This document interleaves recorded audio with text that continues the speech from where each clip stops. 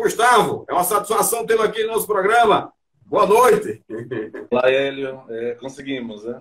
É um prazer falar com você, com seus seguidores, a todo mundo aí da rádio. Um abraço a todos, né?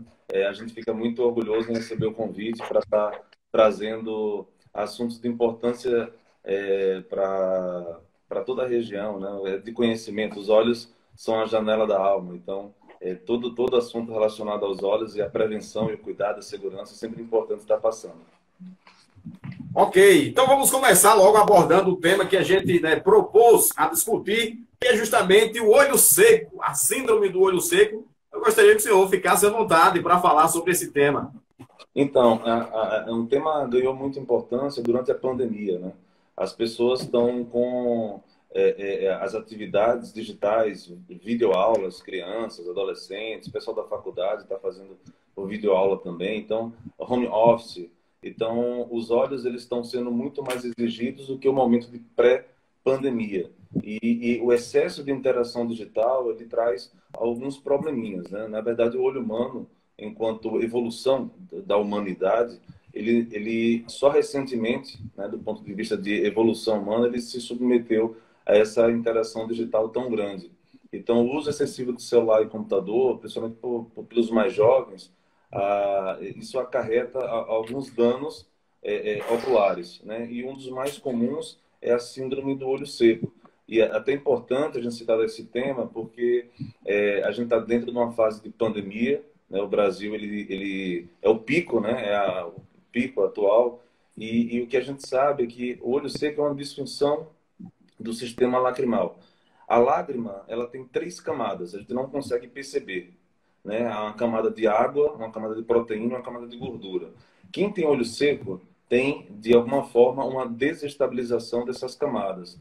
E o que se sugere, alguns estudos, é que o contágio por coronavírus ele também pode ter essa via. Quem tem mais olho seco poderia ter uma via adicional de penetração do vírus no sistema visual. Então, é uma coisa bem interessante aí. A ideia é o cuidado, né? Como é que a gente tem que ter cuidado em relação ao olho seco? Lubrificar os olhos, evitar o excesso de interação digital, tratar de forma adequada os sintomas, os principais sintomas de olho seco. Então, cabe a nós, a técnicos, oftalmologistas, né, sempre estar citando os pormenores, né, o desafio que é a prevenção desse mal que traz muito desconforto, né, às pessoas. E quais são, doutor, os principais sintomas, então? Então, a pessoa pode ter uma sensação de areia no olho, vermelhidão, ardência, eventualmente lacrimejamento, né? E até parece ser algo... Como é que o olho é seco e tem lacrimejamento? Na verdade, é um reflexo que o olho tem, é um reflexo exacerbado para um grau de secura da superfície ocular. Só que essa lágrima em si, ela não lubrifica. Então, a pessoa tem um lacrimejamento, mas não consegue ter conforto. E um dos principais sintomas é a vermelhidão no final do dia e também a incapacidade de se manter muito tempo diante de telas, celular, computador, e esse desconforto, esse peso nos olhos, essa sensação ruim acaba limitando as atividades, né? Seja na criança, adolescente, o adulto, idoso. Então, todas as faixas etárias são acometidas por olho seco. Até uma coisa importante, Hélio, trazer aqui para o seu público, eu tenho observado várias crianças em consultório e muitas utilizam apenas celular para assistir às videoaulas. E a gente tende a orientar os pais para que utilizem telas maiores. Faz a conexão da tela do celular para um computador, então para a televisão, para que aquele tipo de manuseio ele fique mais confortável. A criança, adolescente que usa muito o aparelho digital com a proximidade muito grande, ele vai ter alguns problemas no final do dia. E é possível que ele tenha um rendimento escolar, um rendimento da faculdade, um rendimento menor. Então é importante trazer esse tema para você também, Aélia. Legal, são 19h41, estamos começando com o doutor Gustavo Moura, né, do CELS, oftalmologista profissional do CELS aqui de Itabaiana. Doutor Gustavo Moura, então essa sensação de areia, né, de terra, né, que a gente tem nos olhos, eu estou falando, inclusive, como vítima dessa situação, estou com essa situação, inclusive, tem que procurar o CELS. Também né, uma das questões do olho seco. A sensação de areia acontece por um desequilíbrio das camadas do filme lacrimal. Provavelmente você já deve ter uma desestabilização de uma dessas camadas, e isso acarreta a formação de uma coisa que se chama ceratite. A córnea, que é o tecido mais anterior do olho, ela sofre uma pequena inflamação. E esse processo inflamatório permite que tenha um dos sintomas, que é a sensação de areia no olho. A partir desse momento, você vai ter mais chances, se continuar com o olho seco, de ter a fotofobia, que é a sensibilidade à luz. Então, são ingredientes que envolvem a síndrome do olho seco, que geralmente é uma condição crônica, né? Não é de agora que a pessoa tem. A pessoa já tem um quadro de sensibilidade ocular, um desconforto, e isso vai piorando no decorrer das suas atividades. Quais são os principais métodos, doutor, de prevenção, os principais tratamentos? Então, a gente está falando aqui da exposição excessiva aos meios digitais. Então, o uso racional dessas tecnologias pode ser um ingrediente adequado. Outra coisa, eu vejo muita gente dentro de ambientes fechados, com ar-condicionado, né, sofrendo também de olho seco, porque tem que olhar a tela do computador por várias horas seguidas. Por que não deixar o ambiente um pouco mais úmido? Então, é simples, de repente colocar algum tipo de objeto, algum vaso de água, um umidificador de ar, eventualmente, deixar aquele ambiente, aquele microambiente úmido, permite que ele tenha muito mais conforto nas suas atividades digitais. O uso de lubrificante ocular, então as lágrimas artificiais podem ser utilizadas de uma forma habitual para evitar esse ressecamento. Outras alternativas que a gente poderia elencar é o consumo de algumas vitaminas. O ômega 3 pode auxiliar também, desde que prescrito de forma adequada. Algumas medicações também podem ser usadas.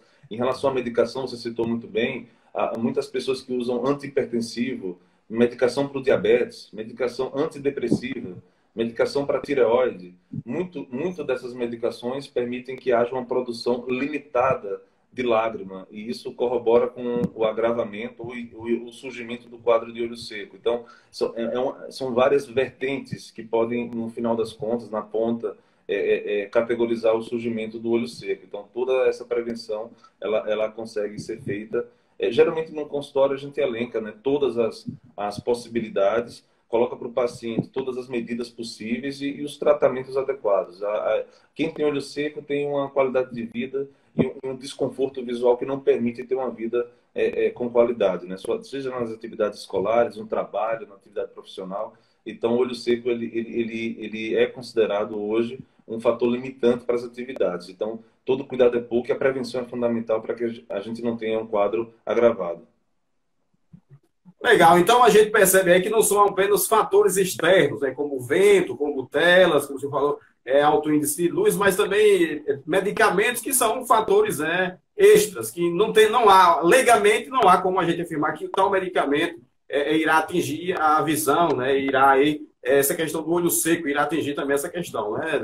As pessoas têm aquela ideia de que o olho só é afetado pela falta de óculos e principalmente o céu, enquanto empresa, ela tenta colocar que o olho humano ele pode ser sede de vários fatores complicadores. Então, na avaliação, a gente coloca várias repercussões, essas medicações que você falou, tudo isso pode estar diretamente associado a algum tipo de dano, algum tipo de alteração ocular.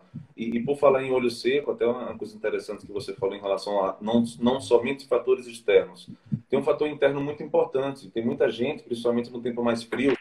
Aí, Itabaiana, eu saí ontem, Itabaiana, estava quase 22 graus, 21 graus. Para Serrana é uma temperatura muito baixa, para Sergipe é uma temperatura baixa. As pessoas deixam de tomar água. A desidratação é um dos grandes fatores de risco para o surgimento de olho seco, né? Além de dor de cabeça. Dor de cabeça pode estar como causa, uma das justificativas é o consumo baixo de água. Então, a ingesta hídrica regular é importante de ser orientado também com fator de prevenção de olho seco. Só aí a gente colocou mais ou menos uns 15, 20 itens que corroboram direto e indiretamente para o surgimento de olho seco. Então, daí a importância do tema que é levado ao consultório. Até para você ter ideia, Hélio, a gente muitas vezes vê pacientes que têm aquela concepção, não, eu só uso óculos de descanso, óculos com grau pequeno.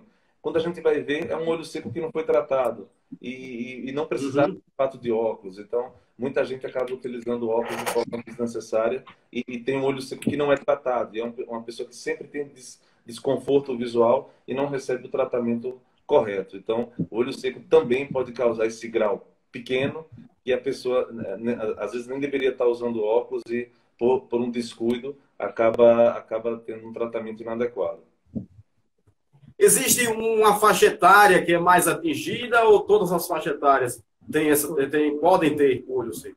Então, desde as crianças do adolescentes, a gente vê muitas crianças, né, bem pequenas mesmo, 4, 5, 3 anos, já submetidas a um estímulo visual intenso, elas fazem parte do que a gente chama de síndrome do olho seco pediátrico. Então, isso acaba ajudando, principalmente em crianças mais suscetíveis, a um desenvolvimento de miopia.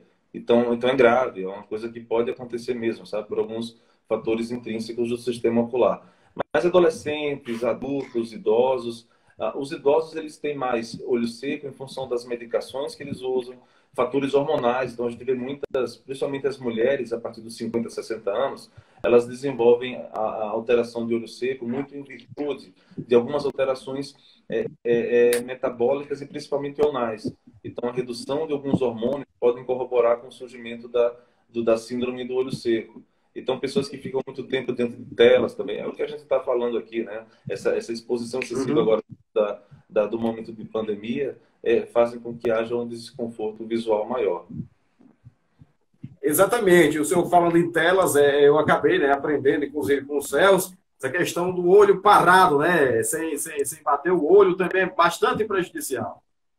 Então, sempre que puder piscar, né? Piscar uma recomendação da ergo-oftalmologia, que é uma das áreas dentro da oftalmologia, para que a cada hora, né, a cada 50 minutos, na verdade, de atividade digital, a pessoa pare por 5 minutos e observe objetos de longa distância, né, de 30, 40, 50 metros ou até mais. Isso vai descansar o sistema visual e o resultado a pessoa vai perceber no final do dia, que é quando geralmente a pessoa tem mais cansaço visual e quer fechar os olhos e não consegue mais fazer uma leitura adequada do texto, do tablet, do computador que ela deveria estar estudando ou fazendo algum tipo de atividade. Então, essas pausas são adequadas também, né? Além do fato de piscar. Piscar é muito importante para a saúde dos olhos.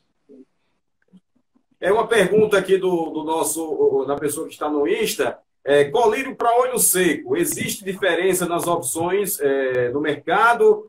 Segurança de não contaminação é importante essa situação, doutor Gustavo?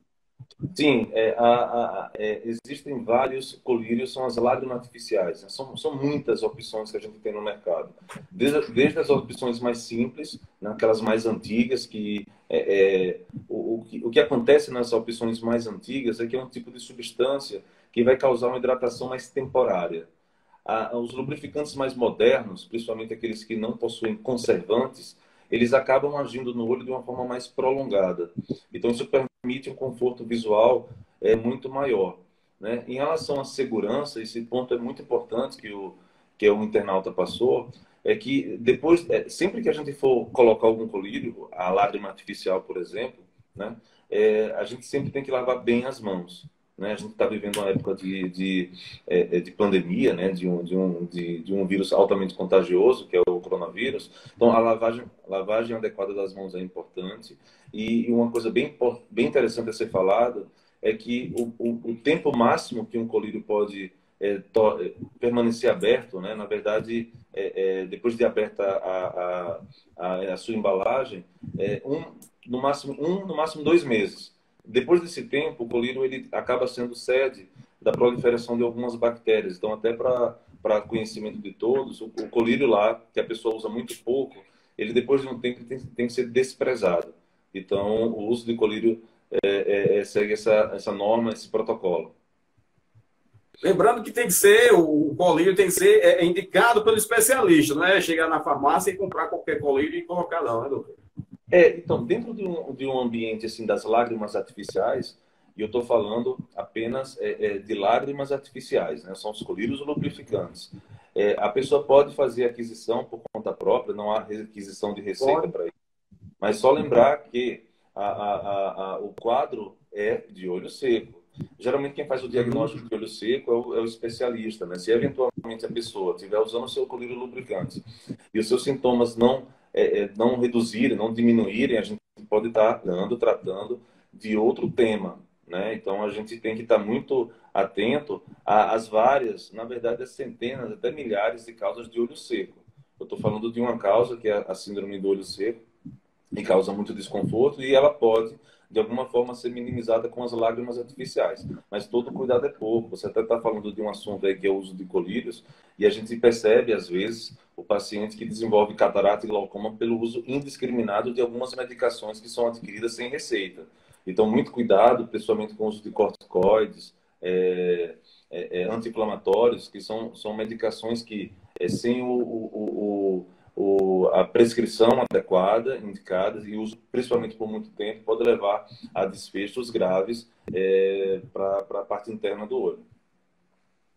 Exatamente, estamos conversando com o doutor Gustavo Moura dos Céus, aqui de Itabaiana, né, Centro Especializado Oftalmológico de Sergipe, o doutor Gustavo Moura, que é oftalmologista aqui do Céu de Itabaiana. Doutor Gustavo, em relação a olhos lacrimejando, né? Também um indicativo de algo estranho na visão. Sim, a gente pode estar diante de um corpo estranho, a gente pode estar um quadro de inflamação de várias causas, né? A gente pode citar vírus, bactérias, fungos, né?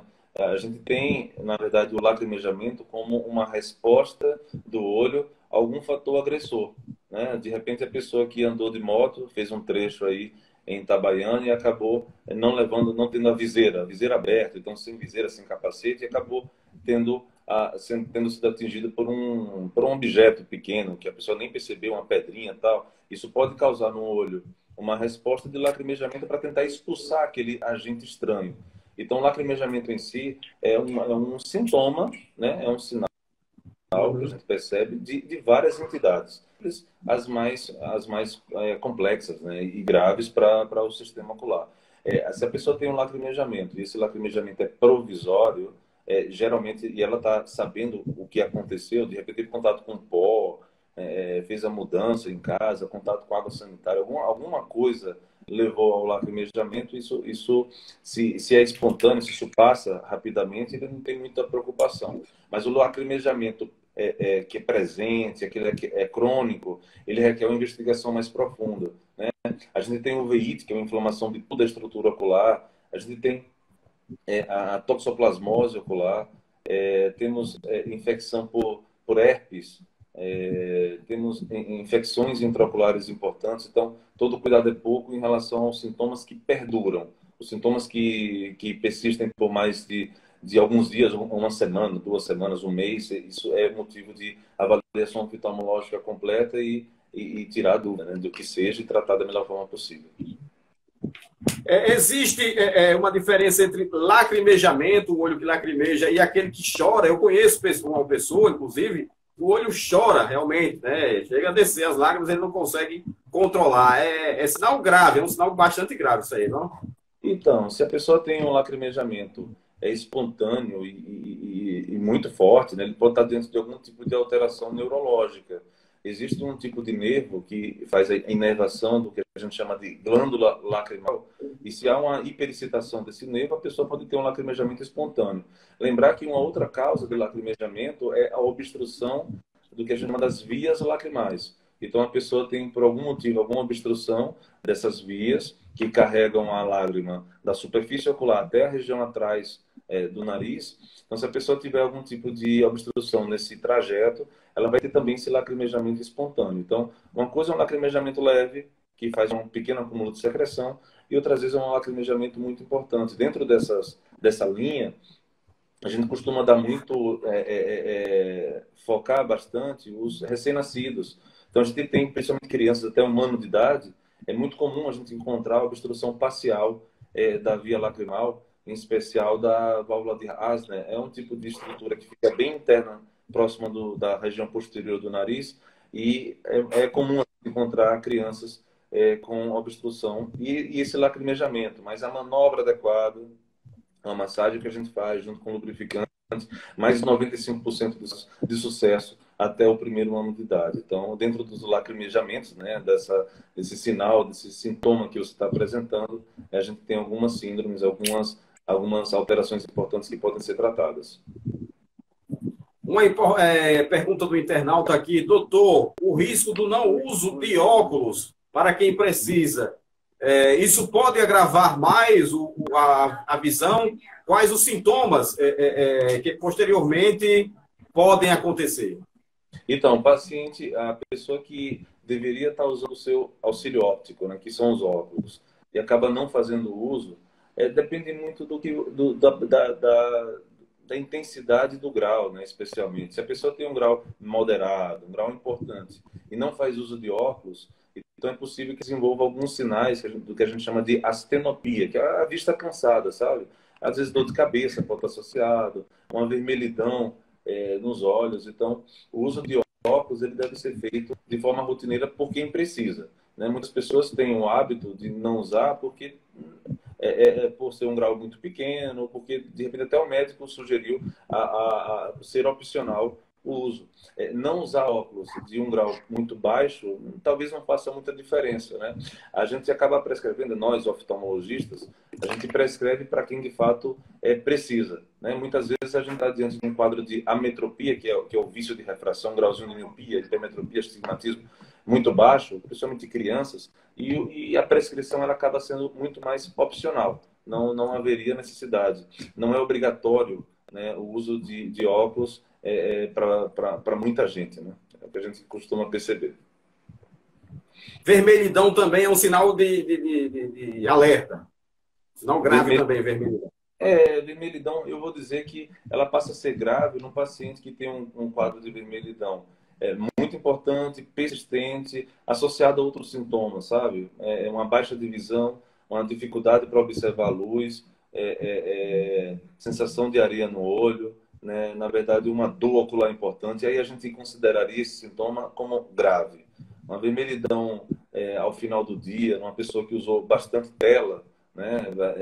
Tá muito exposta aos fatores de risco para olho seco, eu vou dizer que é um quadro de vermelhidão que pode não significar de tanta importância clínica, mas de qualquer forma, repito, a persistência dos sintomas, dos sinais, eles devem ser adequadamente decifrados dentro de uma consulta oftalmológica para decidir qual é o melhor tratamento e principalmente prevenção, né? Prevenir piora, né? Daí a importância, a oftalmologia é isso, a oftalmologia é uma ciência médica que sempre procura fazer prevenção dos problemas oculares. Então, quem tem esses fatores com frequência, está na hora de procurar os céus. Né? Procurar um oftalmologista especialista. Então, fazer a avaliação médica, a gente sempre recomenda, né, para qualquer idade, né, uma avaliação médica pelo menos uma vez por ano, né? O paciente, principalmente a partir dos 40 anos, o que a gente tem de informação é de que algumas doenças silenciosas, doenças oculares, podem surgir nessa faixa etária. Então, é a pessoa que, de repente, está super bem, enxergando bem, e não sabe que tem um glaucoma muito avançado. É comum a gente encontrar pessoas com a visão aparentemente muito boa e com glaucoma num estágio mais avançado possível, porque o glaucoma afeta a visão central só no final, no estágio final, mas é uma pessoa que já tem comprometimento do seu campo visual de forma importante. Então, a avaliação oftalmológica em si, ela não corresponde a simplesmente a um exame de grau, e sim a capacidade do médico de interpretar aquela desordem, seja, e fazer todo o acompanhamento, né? Fazer a prevenção dos vários problemas oculares. Legal, doutor. Doutor Gustavo, em relação às pessoas que têm uma frequência, né, aquela geração de massa, né, que a gente chama popularmente de remela, não sei tecnicamente como se chama, também é um sinal de algo errado com a visão? Sim, a remela em si, né, ou secreção, né, ocular, ela acontece por algum fator inflamatório, né? Então, é a pessoa que tem síndrome do olho seco, a pessoa que tem conjuntivite, a pessoa que tem um quadro inflamatório da mais diversa ordem, ela pode ter essa remela. A remela em si, numa pessoa que tem, no final do dia, um pouco mais de cansaço, ela pode ser considerada uma evidência leve de alguma alteração pequena, né, da superfície ocular. Mas é isso, ela depende da quantidade da secreção em si, do acompanhamento de outros sintomas, ela dá margem ao entendimento de alguma patologia, de alguma doença mais severa no sistema ocular. E tudo que eu falei até agora, a persistência do sintoma significa a existência de algum tipo de alteração que merece ser bem examinada. Exatamente. Estamos conversando com o doutor Gustavo Moura dos Céus. Você que está no 34317912, boa noite. Boa noite. Liga para cá de novo, né, para participar do nosso bate-papo com o doutor Gustavo Moura. Doutor Gustavo, são 20 horas e 2 minutos. Vamos conversar agora um pouquinho sobre a questão de lentes de contato, que também foi um outro tema proposto, né, para esse nosso bate-papo. O que são, de fato, as lentes de contato, doutor Gustavo? Então, as lentes de contato são dispositivos médicos, de alguns materiais, na verdade, que são colocados em cima da superfície ocular, em frente à córnea, né? A pessoa coloca, ela é instruída para colocar esse utensílio na superfície ocular, e elas vão ter uma capacidade de enxergar tão bem quanto os óculos, ou até mais do que os óculos, a depender do problema em questão. Então, é um tipo de recurso em pessoas que têm algum tipo de intolerância a óculos, né? O não gosto, né? pelo uso de óculos, pessoas que têm algum tipo de alteração, especialmente na córnea, né? A gente trata muito pacientes com ceratocone, que têm defeitos na superfície ocular, deformações na córnea. Então, a lente de contato em si é um recurso, e cada dia, né, a gente evolui em relação aos projetos de material. Então, é um recurso cada vez mais seguro e entrega com esse princípio de boa entrega de boa visão para o nosso paciente. Quais os principais cuidados que a pessoa que usa lente de contato devem tomar?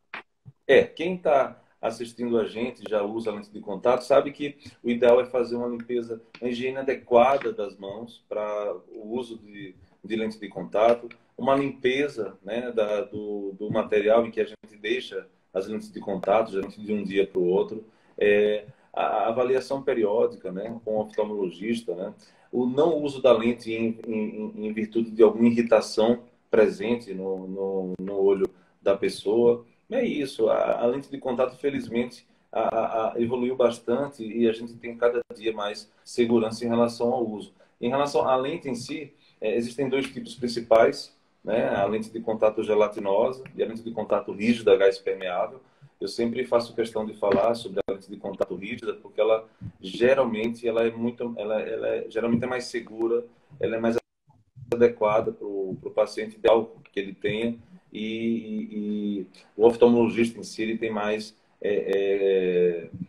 expertise, né, na prescrição de uma lente que é mais segura para o olho do paciente. Então, a lente de contato rígida é uma lente, do ponto de vista de ciência, né, das pesquisas que são feitas em cima disso, são lentes mais seguras do que a lente de contato gelatinosa. Existe uma diferença aí na receita de quem é receitado para uma lente de contato e para um óculos? Então, na verdade, a diferença existe, não existe uma receita de lente de contato. O que acontece é que, para a lente de contato, existem alguns parâmetros que a gente acrescenta, né, a uma simples receita de óculos, né, como a curva base, que é a curvatura que a lente vai ter em contato com a superfície ocular, que tem que ser coincidente, e também o diâmetro, tem que respeitar o diâmetro da superfície ocular do paciente.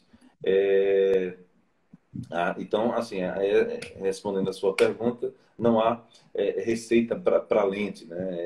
É tudo muito específico e tudo depende de uma coisa que se chama adaptação da lente de contato. Dentro da adaptação, a pessoa vai ser submetida a um treinamento adequado, e dentro da adaptação tem um tipo mais adequado de lente que a pessoa deve usar. Então, aquela é uma resposta que a gente dá a muitas perguntas relacionadas a lente de contato eu vou comprar na internet, a lente de contato eu vou comprar na loja, tal. Só que o problema é simples. No Brasil não há esse tipo a adaptação de lente de contato é um ato médico. Então, só o médico deve fazer esse tipo de, de, de transição, né? Na verdade, de relacionamento, porque muitas vezes a pessoa pode usar uma lente e ser tão inadequada para o olho do paciente e a pessoa sofrer algumas consequências futuras, né? Eventualmente infecção, irritação, algum tipo de alteração. Portanto, como é uma coisa que vai diretamente com o tecido ocular, só o médico, só o oftalmologista é capacitado para fazer o diagnóstico e a adequação mais perfeita em relação à lente de contato. As lentes de contatos coloridas fazem algum mal para os olhos? Não, desde que usadas de forma adequada, sob prescrição médica, né, sobre orientação médica, as lentes de contato elas são um excelente recurso para quem quer ter a sua cor dos olhos alterada, né? E por motivo estético especialmente. Então, o que a gente está falando aqui é que muitas lentes estão disponíveis, a grande maioria assim de segurança, de conforto, elas são muito boas, só que cabe muito ao tipo de uso que é feito. É o usuário que vai estar participando dessa boa adaptação, né? Em relação a dormir com a lente, não usar a solução multiuso, né? Que são soluções para a limpeza da lente de forma adequada. Então, existem alguns critérios, algumas situações em que a pessoa tem que estar sendo bem orientada pelo setor de lentes de contato das clínicas de oftalmologia. Existe, doutor, algum tipo de cirurgia que faça com que a pessoa fique aí livre do grau do óculos ou até mesmo da própria lente? Existe essa cirurgia? Sim, nos últimos anos, especialmente, a gente evoluiu bastante nessa área. A gente chama isso de cirurgia refrativa. A gente, em poucos minutos, a gente consegue fazer com que a pessoa se livre do ato de estar usando óculos ou lente de contato. É uma cirurgia rápida, é uma cirurgia que tem algumas técnicas, né, que é o PRK e LASIK. É uma cirurgia que evoluiu bastante, é feita a laser, nos mais variados graus. Existe para todo caso uma limitação. O que a pessoa tem que saber é que existem 3 pré-requisitos. O primeiro é o mais fácil, é o interesse da pessoa. O segundo, relacionado à estrutura anatômica, na qual a gente vai submeter o laser, que é a anatomia da córnea. Ela tem que estar em conformidade com os critérios de segurança do laser que a gente vai aplicar. E a outra coisa é a estabilidade do grau. Então, a pessoa tem que ter de um ano para o outro um grau estável, para que a gente consiga fazer uma cirurgia de segurança e que ela tenha o conforto por tempo indeterminado, né? E fique livre da necessidade do uso de óculos. Depois de quanto tempo de feita essa cirurgia, a pessoa pode voltar às suas atividades normais? Existe Então, um tempo específico? geralmente sim. Até a partir do 7º dia, a partir de 1 a 2 semanas, a pessoa já retoma suas atividades. São 2 tipos especiais de cirurgia. Existe uma que é o LASIK, em que a gente faz uma abertura superficial da córnea, que a gente chama isso de flap, e aplicação do laser. Já no dia seguinte, a pessoa já meio que está apta aí para fazer suas atividades. O PRK, que a gente chama isso de ablação de superfície, que a gente coloca também uma lente de contato terapêutica, que fica só por um tempo, 7 dias no olho do paciente. Então, demora um pouquinho mais. Mas é uma cirurgia que, geralmente, com 1, 2 meses, a pessoa já tem a qualificação final da sua visão. Então, é um tema muito, muito legal, é uma das minhas especialidades. Então, a cirurgia refrativa ela acaba abraçando bem a ideia de quem está querendo se livrar de óculos. Uhum. A gente abordou, né, nesse nosso espaço aqui do programa, doutor Gustavo, o pessoal que está acompanhando a gente no Instagram, que está nos ouvindo pelo rádio, nós abordamos aí, né, o olho seco, o olho lacrimejando, e abordamos também lente de contato, e acabamos também abordando aí a questão de óculos e cirurgias. Eu gostaria desde já de agradecer a sua participação e algo aí que tenha fugido à nossa curiosidade. O senhor pode ficar à vontade para explanar para os nossos ouvintes. Então, na verdade, acho que a gente conseguiu abordar, Hélio, muito bem esses temas aí. Na verdade, são temas recorrentes. Provavelmente, quem está assistindo a gente por algum minuto, por algum tempo, já sentiu um olho seco, já teve um peso nos olhos, já teve ardência, coceira.